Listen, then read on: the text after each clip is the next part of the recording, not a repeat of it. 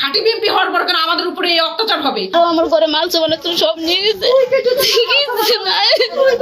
বাড়ি দেওয়ার ছোট লাঠি ভাঙে গেছে। আমি আমার বাচ্চারা নিয়ে এখানে পড়ে গেছি। কথায় দুই কথায় সুন্দরভাবে আর কি বেজাল কুজাল হইল।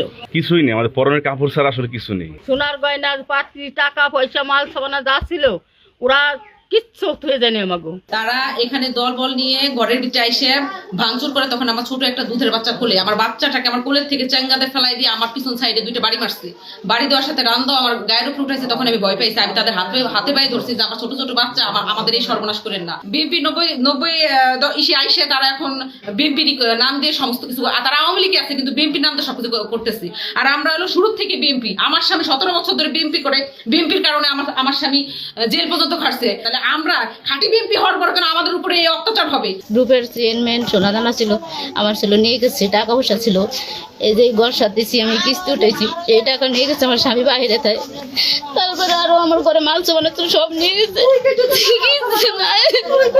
আমরা এখান থেকে ঘুরতেছি, কিছু মানুষ এসে যে হারন মাতবার আইসে মানুষজন নিয়ে, আমার ছোট বাচ্চা ছিল 2 বছরের, সে আমার কোলে ছিল, এখানে ছিল, আমার বাড়িতে ফেলাই দিচ্ছে। ওই যে লাঠি ওইখানে আমি গোছাই রাখছি। আমার বাড়ি দেওয়ার ছোট লাঠি ভাঙে গেছে।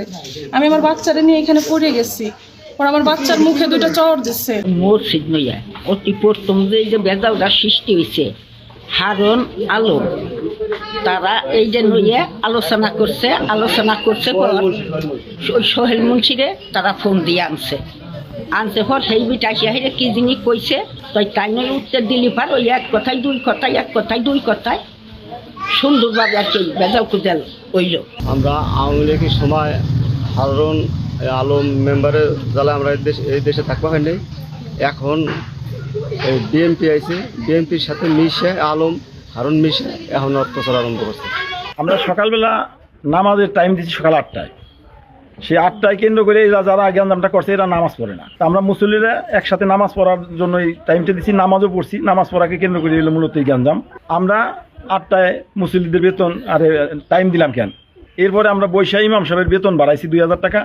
ইমাম সাহেবের বেতন 2000 টাকা বাড়াইলাম কেন? তোমরা মাতব্বর বড় হয়ে গেছেন, এই সেই কইয়া মোটামুটি ওই জায়গায় একটু মারামারি হয়। সেই মারামারিকে কেন্দ্র করেই পরবর্তীতে সোহেল মুন্সি এখানে আসে, আলম, হারুন মাতবার, এদের নেতৃত্বে মূলত এই বাড়ি ঘরগুলি ভাঙচুর হয়, মসজিদের ক্ষয়ক্ষতি হয়।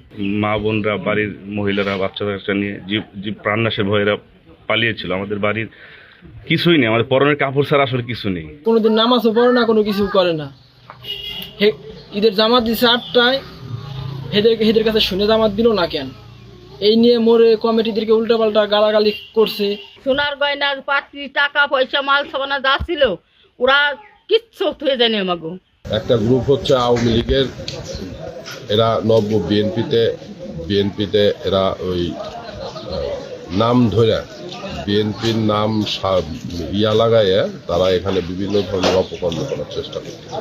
গতকালকে তুচ্ছ ঘটনাকে কেন্দ্র করে যখন এখানে একটা সমস্যা তৈরি হয়, আমি তাৎক্ষণিকভাবে খবর পেয়ে এখানে আসার পরে আমি দুই পক্ষকে ডেকে, আমি পুলিশ প্রশাসনের লোক এখানে থাকে তাদেরকে নিয়ে আমি এখানে একটা মিউচুয়ালের চেষ্টা করি এবং দুই পক্ষকে নিয়ে প্রশাসনের লোকও ছিল, তাদেরকে নিয়ে আমি এখানে মীমাংসার একটা প্রস্তাব এখানে দেই এবং আমি বলি যে ওসি সাহেবের সাথে আমরা আলোচনা করে আমরা দ্রুত এটা বসে একটা সমাধান করে দেব।